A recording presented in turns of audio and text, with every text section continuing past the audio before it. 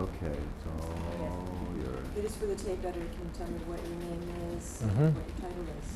I'm Michael Roberts, and I'm Executive Director of PEN American Center. Noise-wise, Jeff, you're just going to go with it. Alright, unless it's really bad, I'll stop you, intrusive, yeah. Unless you really can't hear a word. You This got it. is unfortunately the worst. At the moment, it's relatively quiet. We could have jackhammers over there any minute. Oh, We've had them, don't yeah. say it. Don't Okay, even well say then it. let's Yeah. go with the Okay. biggest questions first. Fire away. Yeah, Okay, can you tell us what is, what's the official name? PEN American Center, Tell yes. us what is the PEN American Center? PEN American Center is the largest of 130 worldwide chapters of International PEN. We're a membership organization of 2,600 writers.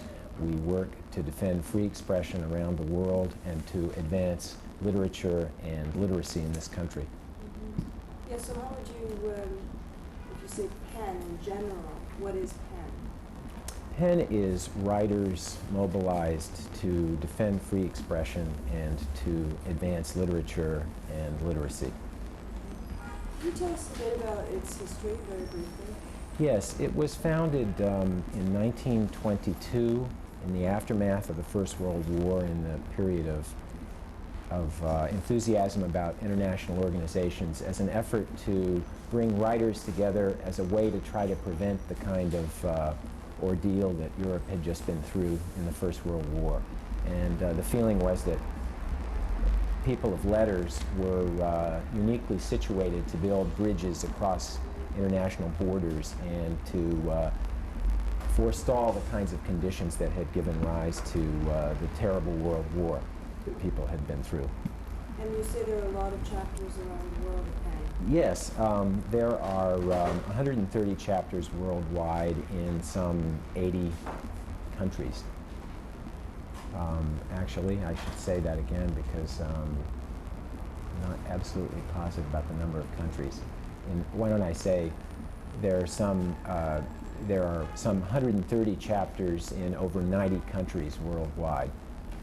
And of course, this spans the ideological spectrum. There are, and have been for many years, PEN chapters in the formerly communist countries, in all the countries of the developing world, and it's on PEN as an organization on all 5 continents and all parts of the globe. It seems to be extremely respected and supported by the writing community and by major writers, looking at who is there at the gala.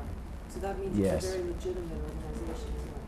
Yes, I think probably many of the most distinguished writers in the United States and the world are members of PEN, and this arises from the fact that it has a prestige associated with the work it does, but also with the fact that it requires a recognition by one's peers of one's literary excellence.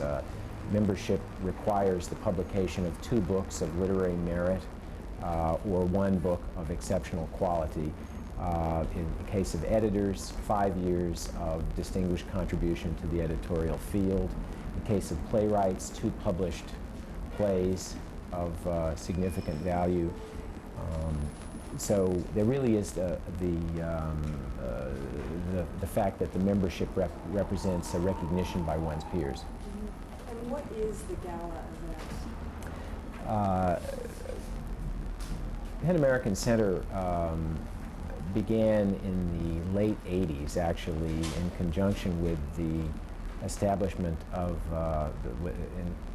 in connection with the planning for the International PEN Congress in New York City in 1986, to have a major annual event to raise funds, which in that case were dedicated to the bringing the International Congress to New York, subsequently for the general purposes of PEN, but particularly with an emphasis on our free expression programs, our literacy work, and our public literary programs.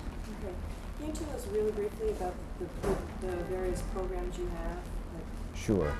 Our flagship program, in a sense, is called Freedom to Write, and it involves the mobilization of writers to defend free expression and the rights of writers around the world and in this country. That means anti-censorship activity, whenever a writer is threatened, imprisoned, or in any danger abroad, we send direct appeals to governments. We basically try to embarrass governments that harass and injure free speech through direct appeals, through letter writing campaigns, through missions by writers abroad, through press releases and public news conferences, that kind of thing. We have sent writers to a number of countries around the world over the last 10 or 15 years, including Turkey, Kenya. We've had activities in relation to Burma, the former Soviet Union,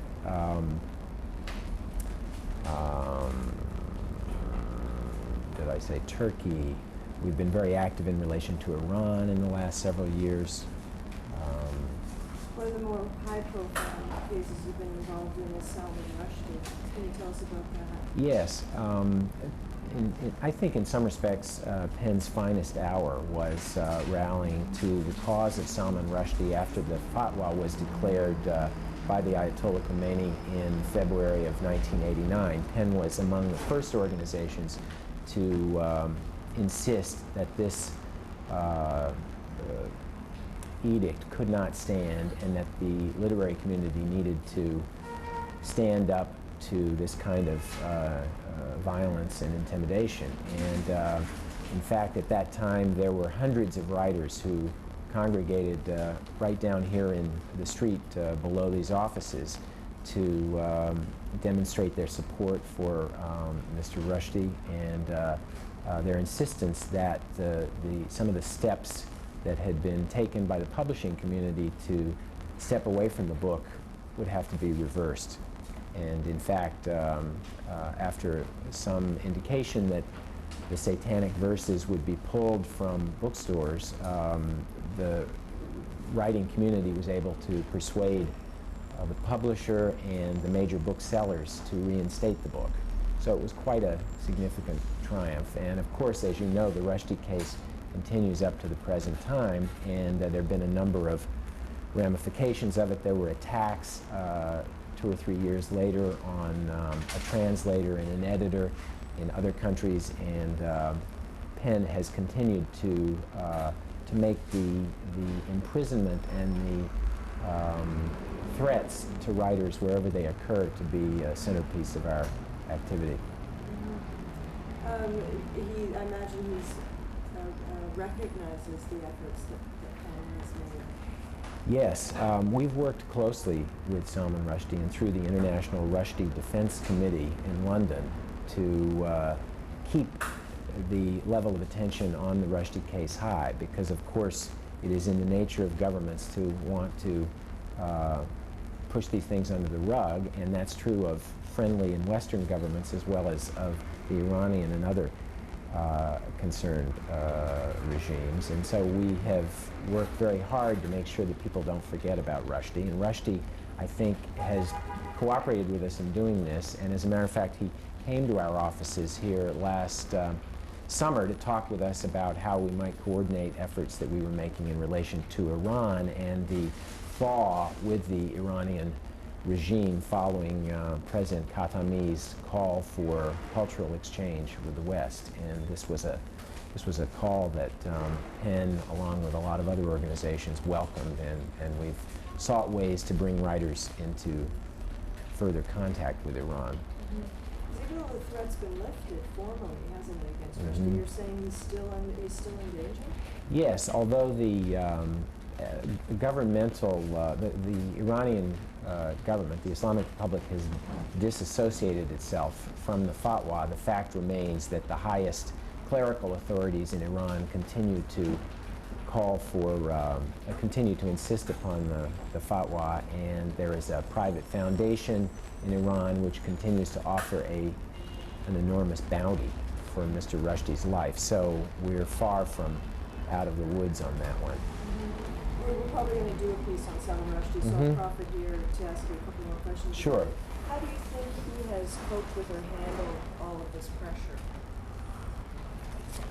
I think he's been, Let's you wait till should, you're sitting back up. sorry. Yeah. And if you don't need those papers, it might be Okay, nice to. Yeah. sure, You seem to be doing okay with that. yeah, So I'll re-ask the question, how do you, and if you could use his name in the answer. sure, How do you think Salman Rushdie has coped, from your personal contact with him? Right. With what he's been through and still going through? Salman Rushdie has dealt with a crisis such as few people ever face, with extraordinary poise and courage.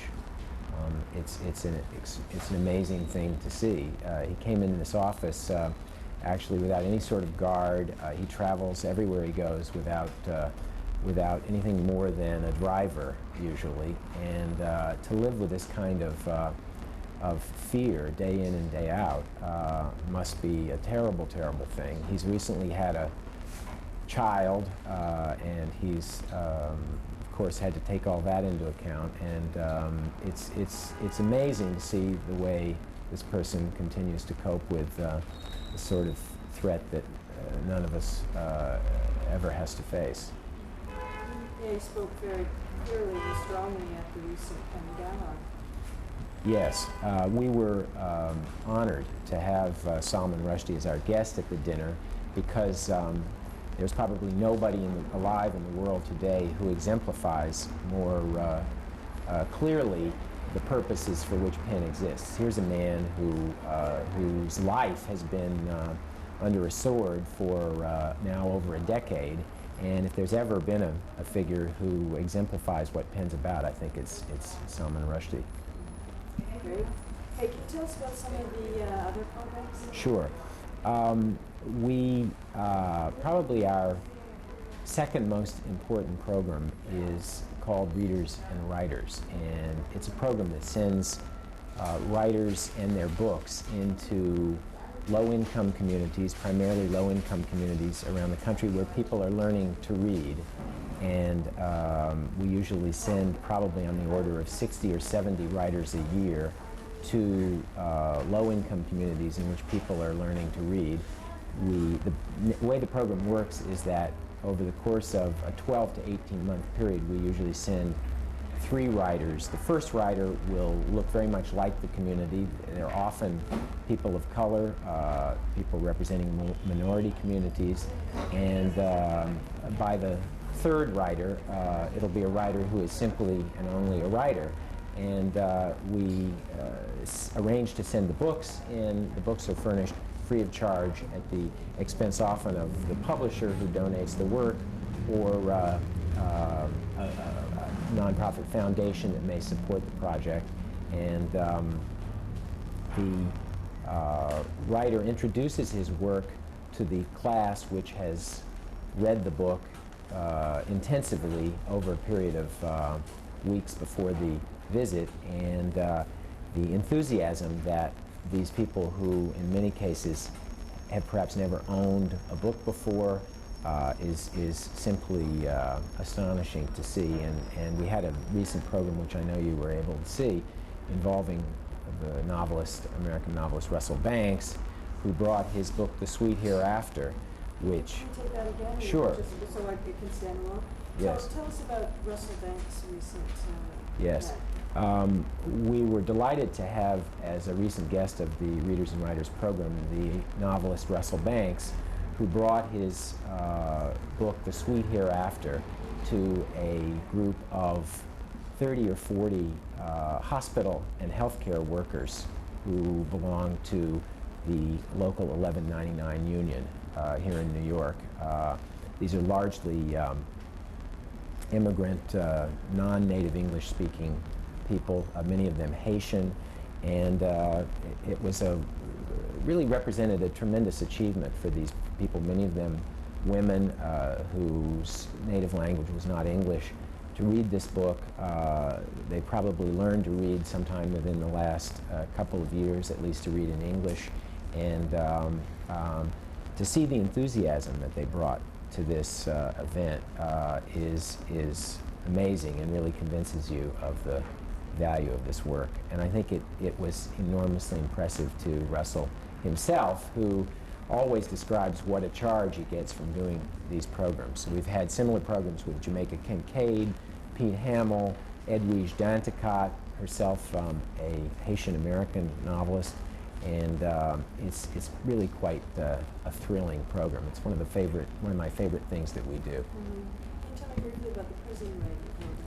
Yes, prison writing is an effort that Penn has been engaged in for over 25 years to bring the work of writers in prison to a larger audience, and to bring what we really believe to be the therapeutic and rehabilitative benefits of writing, dealing with difficult emotional materials in the written word, to the enormous and growing population of incarcerated people in this That's country. so That's too loud. Yeah, You might Yeah, want well, to just start re-ask the the whole question, thing again. yeah. Sure. Sorry. And if you could just, concise. yeah. Right. Okay. I guess he's gone, sure. Okay. Can you tell me about your prison writing program? Yes, prison writing sends, let me start over. Sure. Prison writing, Let's do it sorry, first. go ahead. Say the prison writing program. right. Penn's prison writing program brings authors into contact with prisoners in U.S. correctional institutions, primarily through the mechanism of a competition of, through a competition in which people send their work in for evaluation by U.S. writers. And we have an annual awards ceremony in which the prize-winning collections are read and excerpted, usually by other writers, in some cases by means of videotaped excerpts in which the authors themselves may read the work.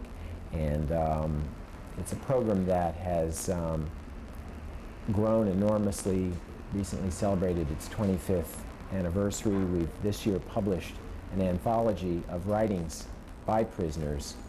And I'm sorry, I've forgotten the name of the book. I wanted to, would it? No, that's fine. What refer you to say it or is anything? fine. We'll take it back from there. Mhm. Let me just refer to Yeah, you don't, the it's summary called, here. Doing Time, 25 Years of Writing. Doing But Time, you right. don't need to say, because we'll just show the book cover. Sure. So let me just re-ask then, yeah, I'll re-ask the prison writing thing and just Okay. right away go to the book, maybe. All right. I'm going to shoot these people over here answering the prison letters too, so I don't know if you Okay. can incorporate the book in that. Sure. Okay, so tell us about the highlights of the prison writing program. Yes, the prison writing program encourages the literary efforts of people in United States correctional institutions.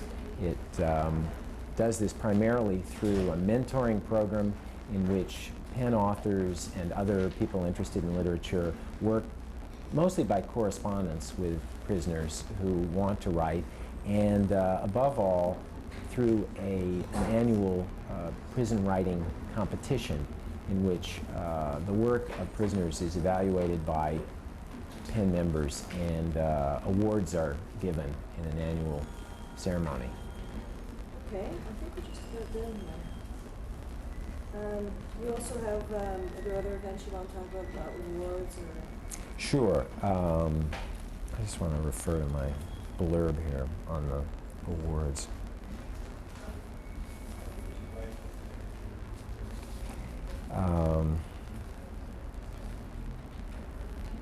So Penn also has Yes. literary awards?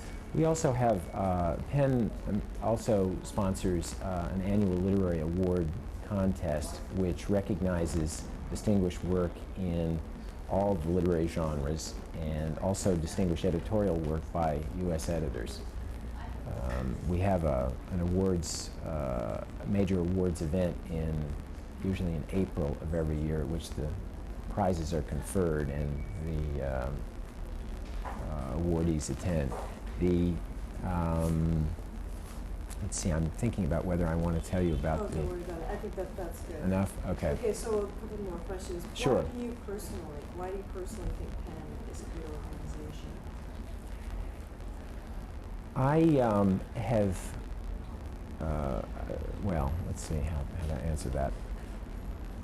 I come from a background which is law and literature. I was trained as a lawyer. I have been very interested in and dedicated to civil liberties and human rights, but I also care a lot about literature, and myself pursued a PhD in literature and studied and have long sought a way to bring these two sides of my identity together. And when I learned about the possibility of leading Penn as executive director, it seemed like a match made in heaven. And I was thrilled to be considered for this job and delighted to get it, and have never looked back. What are your favorite aspects of it? What is it that you think it stands for? I think Penn is about mobilizing writers on behalf of free expression. Let's do And that again from the beginning. okay, So what, I love what you're saying. What do Okay. you think Penn, what's the essence of it that you Mhm. like? Penn is about mobilizing writers on behalf of free expression and to advance literature and literacy. And these are all goals that seem to me to be among the very best ways that I can work and that writers can work to. There must be some tiny soundbite in there that you can take out, right? It was there, right at the beginning. Okay. All right, that's good. Okay. Yeah. So Anything? that's it, and then All I'll right. just talk to Diane, Oh, there's Jackson actually. and we'll Glad he just could. shoot And perhaps we could persuade the authors to give us the standard commission if Amazon would do this, the standard commission to bounce back to the program. I mean, I'm thinking of Helen Prejean, for instance, because it's no loss to the author, right? I don't know. I don't know what's involved with royalties, but I do know the book's going into its second printing. So Terrific. we're happy That's about great. that. How many I don't know the copies number will of that be? copies, but, The first printing was 1,000 copies. oh no, it was much more. We bought Really? 1,000. Oh, okay. So I thought don't know I thought we bought them all. No. It's actually been selling very well.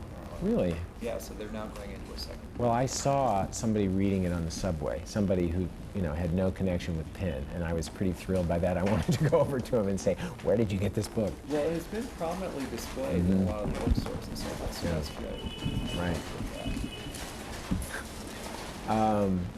I didn't get back to Robert, who did call me back, but I will call him again today. Is he I saw- around, do you know? He's not going to be in today, but he was there yesterday. And, so he's sort of slowly getting back. And you can call him at home, though. He's at home. Do you think, what do you think he would be good for in terms of a contribution to the budget on the Borges event? Do you think I might be able to hit him up for something? Because we've got, I think, 3,000 from the Borges publishers, and we need another chunk of money, I think, Well, if we're going to do depends. it. Like, he can probably bury it into some kind of, like, contribute some kind of staff or something like that. whether That we would be actually great. get you Cash. Well, I'm thinking about things like traveling expenses for our international writers, that kind of thing. I don't know whether visitors ever get, whether there's any kind of an allowance or line for travel That's something expenses you'll of have to visitors discuss to with talk the with him. writer. Okay. All right. So what's going on here? Why don't you tell us about Well, this? This is the weekly meeting for Mhm. the mail, and Mhm. mail bags for the prison program are opened, and the answers, he sorts them according to requests for booklets, requests for the educational institution list that we have, or general letters, queries, contest entries, and How much mail have we had, do you think, in the last week? Oh, well, those are answers, this is from the week. Those are answers to the letter. And there's these all are the- those that haven't been.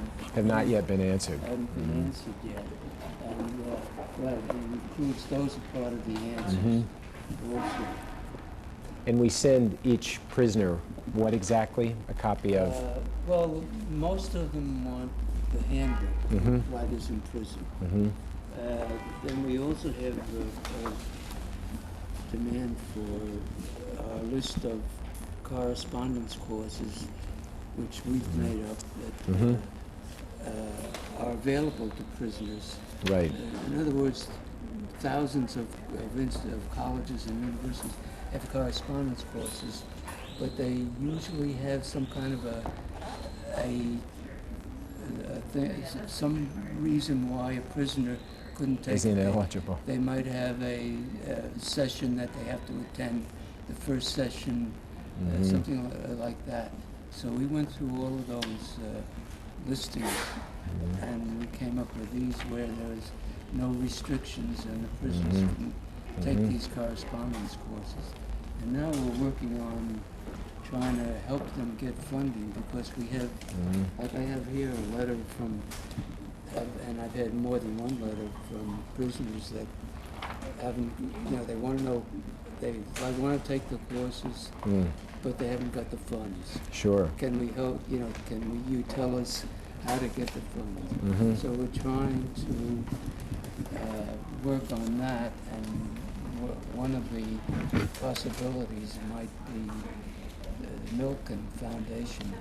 Michael Milken, of course, was in prison for 20 Knows what it years. was like, right? So, and he has set up a foundation where he finances prostate cancer research, Mhm. and we're asking them if they would consider a proposal for funding prisoners that want to take correspondence Mhm. courses. Mhm.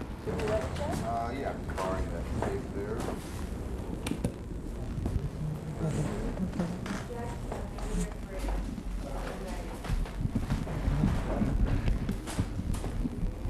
I think, unfortunately, we may have lost a couple of people who've gone off to lunch, but around Nice and watch you'll on be, it, shows why you- I mean, maybe, I don't know, I'll say something about that if you miss this and we go by. No, okay, right. I can say, and there's Vladimir Nabokov. We didn't run through. Right. Okay. Are you ready? Okay. So can you tell me where are we and what is this place? Yes, this is the headquarters of Penn American Center down in Soho, the Soho neighborhood of New York. And we've got this pretty large loft space, which has gotten a little run down, but basically it's sound, and we all enjoy working here. This is our group working on the prison writing program. We have volunteers who send out materials to our prisoners and writers in prison. This is a library of books by Penn authors. We try to collect every book, but we pretty quickly run out of space and have to cycle things out. We have over here on the wall selections by new Penn members who have had books published within the last year. Yeah, I'm sure, I don't know, I mean, yeah, I know, I hear you, I don't know what the number is, that's my thing. Okay, well, at least you got a place to stop now. Okay, She'll get good. later. Ah, good, you're just in time. All you have to do is be working hard at your desk. They're just taking a walking tour. Yeah. Okay. Okay, so you said this is the headquarters, the New York Yes. headquarters. What goes on here? Well, we have the work areas for our several programs. The Readers and Writers program, which is one of our largest activities, is back here. And Kristen Eliasberg is our director of that program, and also our Forums program, which is public literary programs. And around the corner here, we have John Marone, who handles the Penn Literary Awards and membership services, including the Penn newsletter. That's what I'm working on right now, laying out and editing that. Desktop publishing comes even to Penn. And finally, back here, we have the Freedom to Write area, and Diana Aitenshanker, who's the director of that program, does a lot of telephoning abroad. That's true. I was just speaking with our international headquarters about a case that just came to our attention, an imprisoned poet in Turkey named Yilmaz Odabasi. one of the things we try and do when we get this kind of alert is quickly coordinate with our international headquarters, our colleague organizations, and colleague centers, so that our efforts can be even more effective in trying to persuade for his release. In this case, I wanted to know if we had any Hey, copies Ron. of his poetry Come here. that we might be able to include into the efforts. Do just so what you that, just we did. have Walk that over literary component and as a writer's as the camera comes around and pick up, so you'll see you picking up off the printer. That's fine. Is that enough? That's great. Okay, I just wanted you to get Ron in my area back there. Is that enough? That's Or you- enough. Just tell me when you're ready. Go for it. Okay, can you tell me what are you doing here? I'm responding to prisoner letters that have been sent to the Pan American Center asking for handbooks for writers in prison. Primarily, that's what they're asking for. And my job is to respond to these letters and send the handbooks back. So they're really interested in the program. Yes, they are. They're all prospective writers, and that's the reason I'm interested in this, because I'm a prospective writer myself. And anytime you can help another writer out, that's advantageous. Okay, what's your name? Hugh Hall, Hugh as in Hugh Grant, Hall. H-A-L-L. Hugh as in Hugh Grant. I like that. Hugh Grant Okay, Hall, okay. something like that. Or putting a label on, or whatever it is you're doing. Perfect. On our own, we didn't do it there. So he's still thinking in those terms. But this is a different ballpark. Also,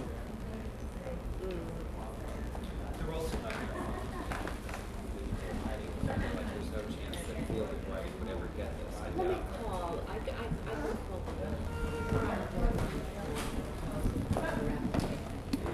For Monday, so I'm really busy, but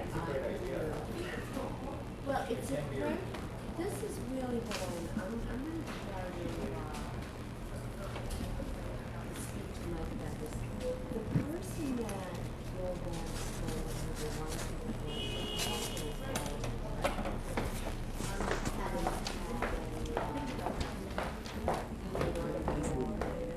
Whenever you're ready. just beforehand. He sounds terrific. I would love to get some feedback from someone who is in the know. Do you know what I mean? He's a professional. But if you think he's right. I don't know. I don't know. Here, why don't we come down here? And if you can put my question in your answer, that would be Sure. Nolan? Oh, yeah. So tell me, what is the Freedom to Write program? The Freedom to Write program is PEN's effort to mobilize the literary community on behalf of colleague writers and their books whenever they encounter threats, be it from censorship, from imprisonment, from torture, or other kinds of oppression. Yeah, PEN is really famous for this, isn't it? For the support it gives to writers. I think that PEN's reputation is built on our sustained efforts and success rate in working tirelessly to release writers from prison and to improve the conditions in which literary freedom can flourish. Can you tell us about specific examples of oppression here? Can you start with that one, maybe? Well, these actually are all. Hold on, okay, maybe. Okay, can you tell us about specific examples here? These are some examples of very important casework that PEN has undertaken with varying degrees of success. The case of Mansour Raji, the imprisoned poet in Yemen, he was released in 1998. Here we have one of our most famous cases, that of Chinese writer and dissident Wei Jingsheng, who spent a total of 17 and a half years in prison to be released in November 1997. This is the case of Pramudia Anantatur, the remarkable Indonesian novelist who spent 14 years imprisoned in a penal colony in the Burrow Islands. And after that 14-year imprisonment was under house and town arrest for 20 years until his recent visit to New York, the first time out of the country. We were delighted to be able to bring him with PEN and colleague organizations. This woman, Gao Yu, was imprisoned in China for many years and is a writer in her 50s. She was one of the most famous women imprisoned. This is the case of Park No-hae, a poet and activist in South Korea, who was released after 7 years of sustained collective effort on the part of PEN American Center and PEN Centers around the world, together with our colleague organizations in the human rights community. And this is the case of Alaa Hamed, the Egyptian novelist on whose behalf we worked in the early 90s. We understand he's now living abroad. What is it, when you've got that, we'll shoot close-ups of these after. Yeah, I think we'll have. Yeah. Sorry. Okay. So what is it that you like about doing this job? What is it that it inspires you, or why do you like it? Well, I like this job because I believe it is making a difference in the lives of people around the world.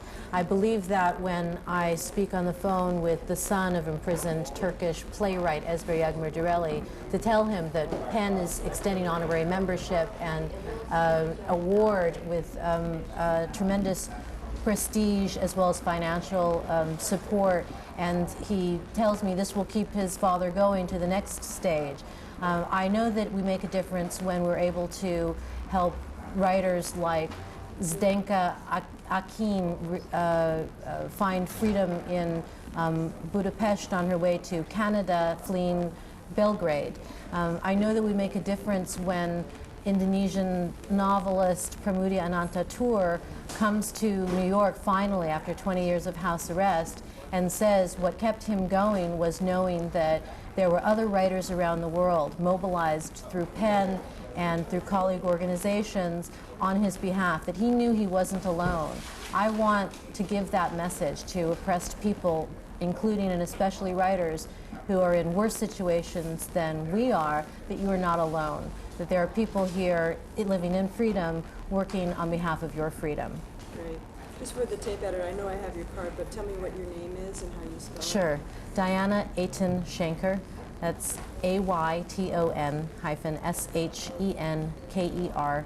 And I'm director of the Freedom to Write program. Okay. Let me just ask you, we're probably going to do a separate piece on Salman Rushdie. Can you tell us a bit about PEN's involvement? And if you can use his name in your answer, that would be great. So how did PEN help out Salman Rushdie? One of the more important cases that we've encountered is, of course, that of Salman Rushdie.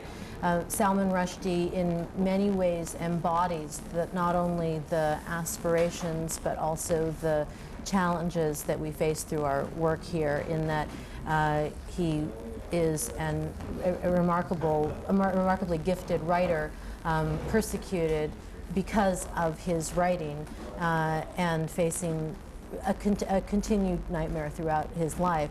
On the one hand, on the other hand, his was a case that brought together writers and human rights activists from around the world in a unifying effort, perhaps unprecedented, to support an individual as symbolic of a much larger issue.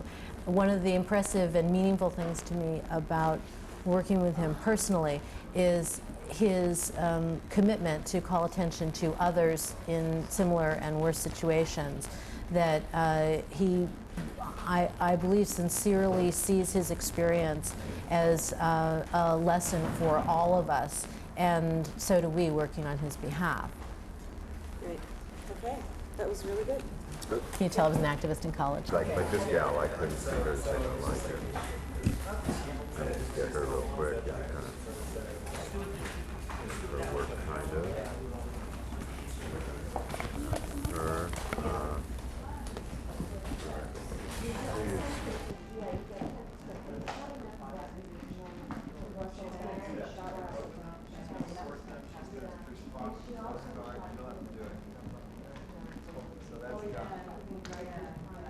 Jasmine is going to work on the files and work on like organizing that stuff. And one part of the letters that have to be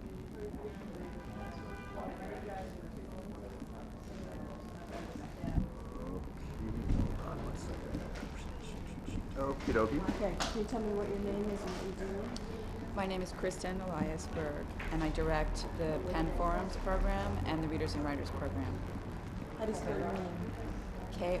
Eliasberg. Okay. So it's the Readers and Writers program, right? Both the Readers and Writers program and the Penn Forums program. Okay. Can you tell us about, and use my question in your answer, can you tell us about the Readers and Writers program? Readers and Writers is the literacy outreach program that Penn directs, and it's been around for about nine years, and was founded because we noticed that there were a lot of programs that address the problems of aspiring writers, but not as many programs that focus on the needs of new readers. And we saw this as an opportunity to use our resources, our tremendous membership and our connections with writers to bring writers into schools and literacy programs and many different kinds of community-based programs where people are learning to read or have just learned to read, but do not yet see themselves as readers. Reading is not a part of their lives, particularly reading of literary texts as opposed to, say, technical manuals, or many people learn to read just because they have to take their driver's test and they don't really realize what reading can be in their life. So can you tell us about the Russell Banks parents?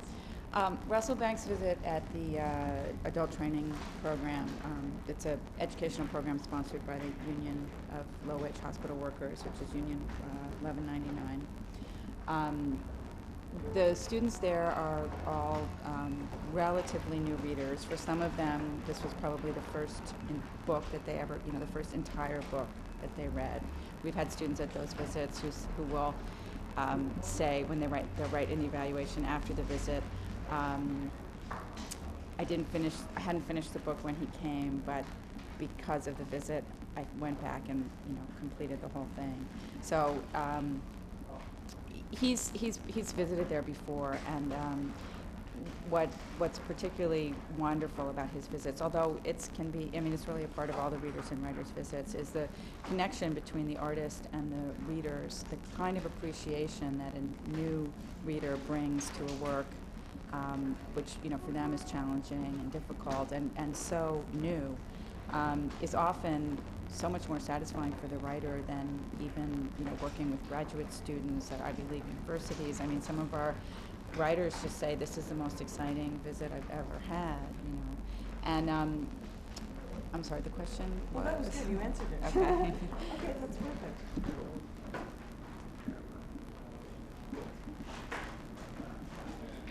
I'll tell you what I will try to do, though, is I'll try to pull back from his face since he looks kind of bummed. Scared to death. Yeah, that's good.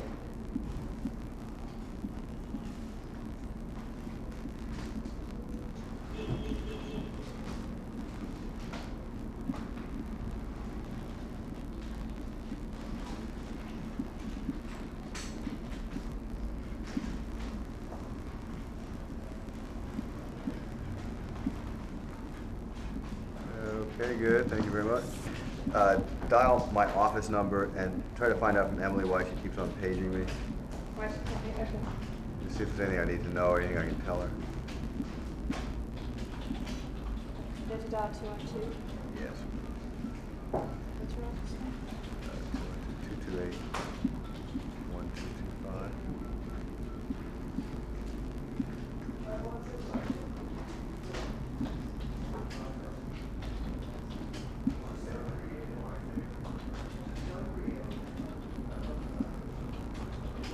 Okay, maybe. Sure. Michael Bryan story. And unfortunately, it was just here. Yeah, it's 5. So, but she's very. I think it's 580-3697. Say that again. Say that again. 536. Oh, you do? Or,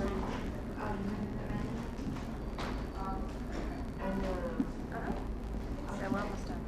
Yeah. Yep. Yes. Okay. Yes. Okay. All right. Oh, Amy, Oh, wait, hold on one second. would you ask her to pull the live library and find out why they're paging me? 870-1641. 170?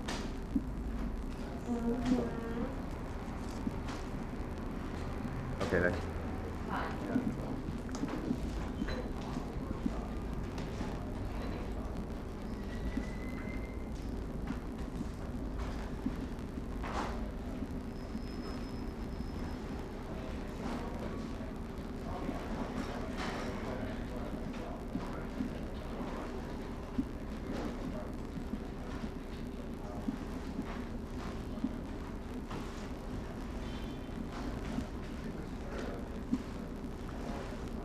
Okay. Almost done. This I like, you can, if you can Thank play you, with yeah. it, yeah. Yeah. Just feel free to do what you want. Yeah, it's always that way.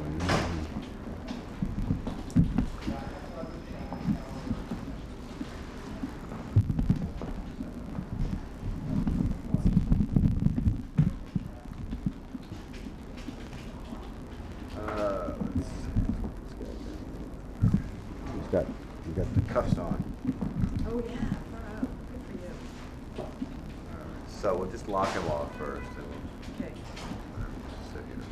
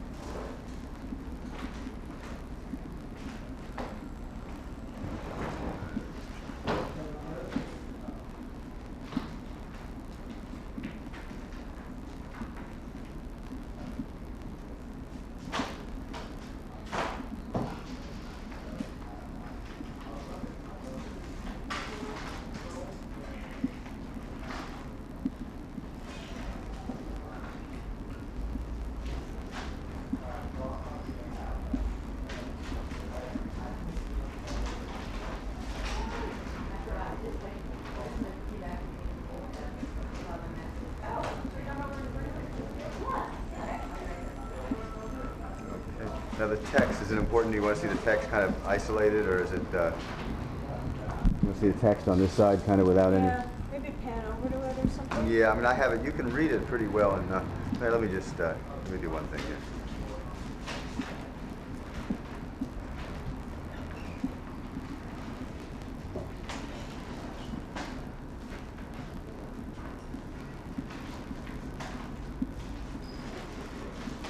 All right. Okay, and one more. And that's the woman.